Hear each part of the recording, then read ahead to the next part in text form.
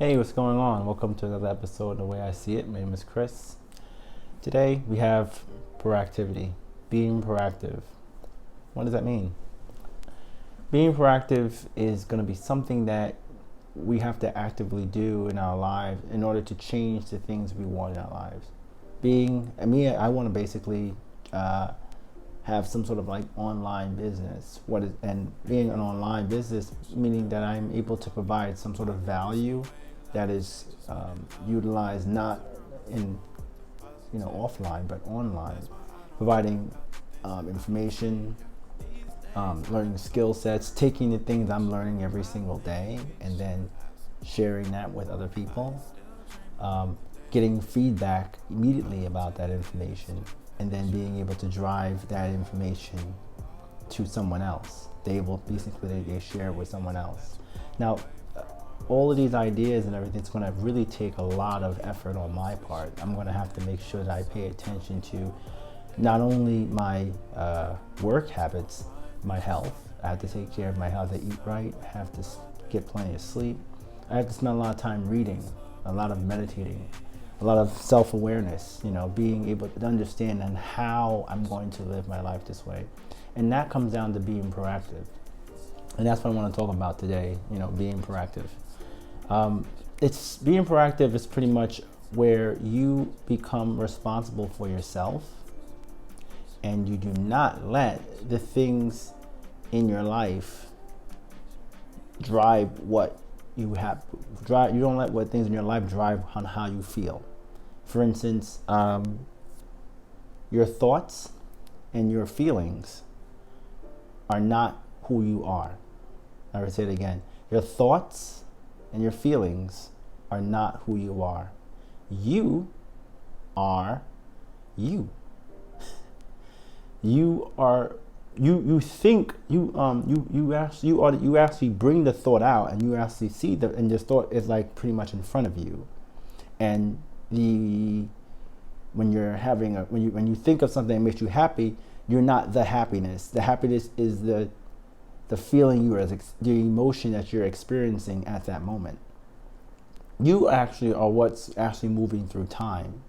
And this is kind of difficult to understand right away. And there's a couple of books that I've actually read that have all said the same thing in their own way. And I think I'll bring it up because I feel like, like you may not know who am I, why would you listen to me, Okay, so for instance, Tony Robbins, he's basically said things about you can't change anyone else. You can only change you. If you change your environment, you can change yourself. And if you want to change someone else, you have to change yourself. If you want to do great things, you have to do something that you haven't done before. You have to do things that, if you want to do something different, you have to actually choose to do something different. You might have heard top things saying we are the product of our society, meaning that the things around our society make up who we are. We consume the things in our environment, and we become that. You might have heard somebody actually say, Ray Dalio talks about the economy and how the economy reflects the way the stock market goes and the way the economy moves is all based off of human nature. And I've heard Alan Watts will basically say that the more order that you want in your life, the more you love, the more that you allow things in yourself and the things around you to take place, the more you love, the more order you'll get from that. Meaning that if you stop trying to control a lot of things in your life and start controlling who you are, you will begin to see the changes that you actually want.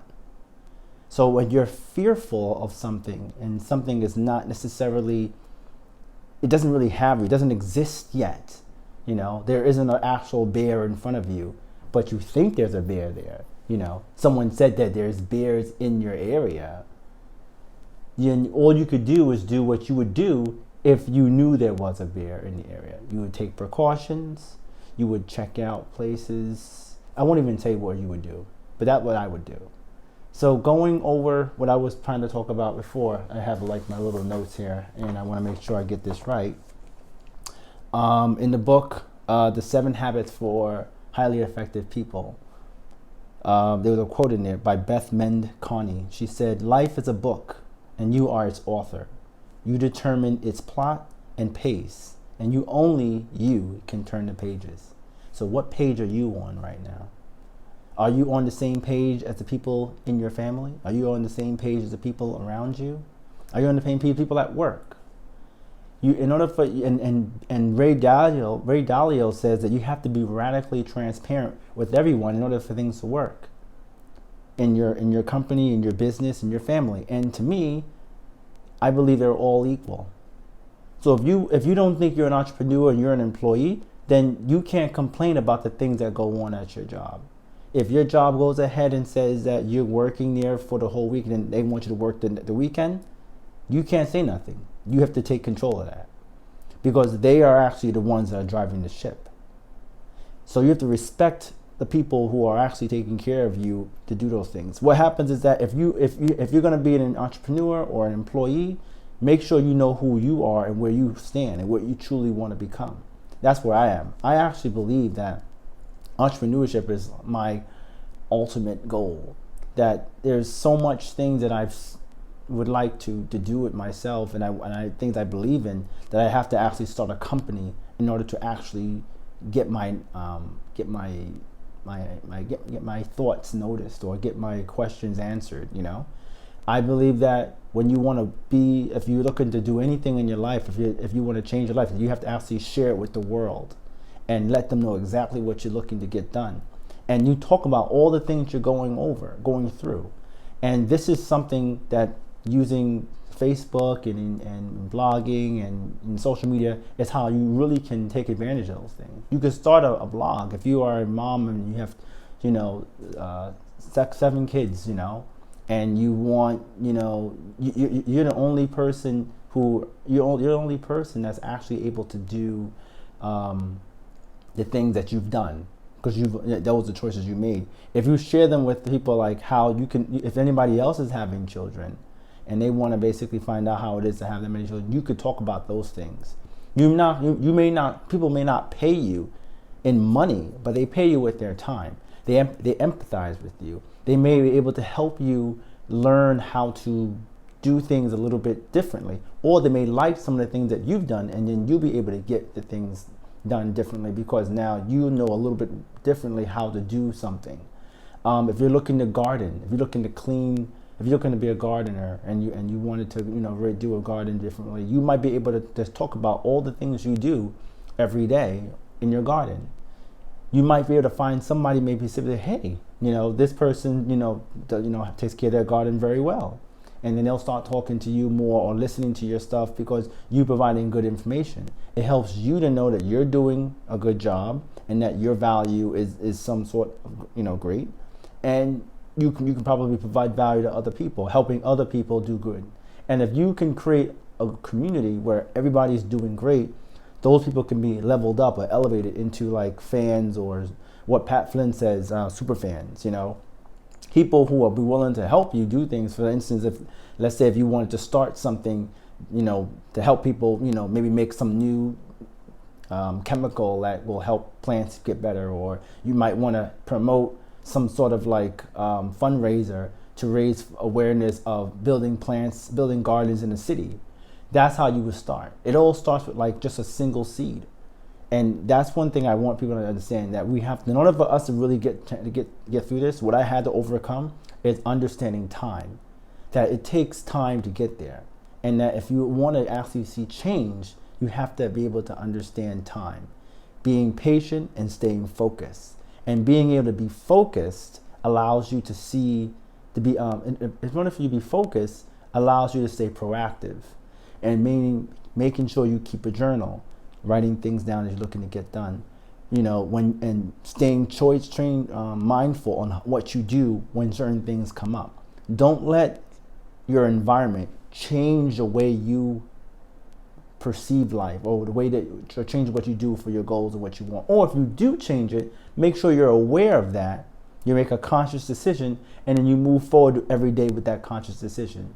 Sometimes we go on autopilot. I do that a lot. where like you kind of just continue to do things every single day the same way, and then when things don't work out, it's not because they didn't work out because you didn't you didn't want it to make it work, but it was more like you wasn't aware that it may not work out, if that makes any sense. So I'm gonna leave it right there. I mean, I don't want to make these little videos too long, but this is just to step on those topics there, that we have to start consuming the things that makes us who we want to become. And if the term that we are a product of our society makes any sense to you, then you have to start creating the society that you want to be. You have to create the society that you want to be, the type of product that you want to be in. So if you're looking to be, if you're a tomato and you want to be a watermelon, you have to create the environment that a watermelon can actually survive in, and then you can slowly move towards being a watermelon. I know if that helps you to understand what I'm trying to say, so you can say. But with that, thanks a lot, and see you guys in the next video.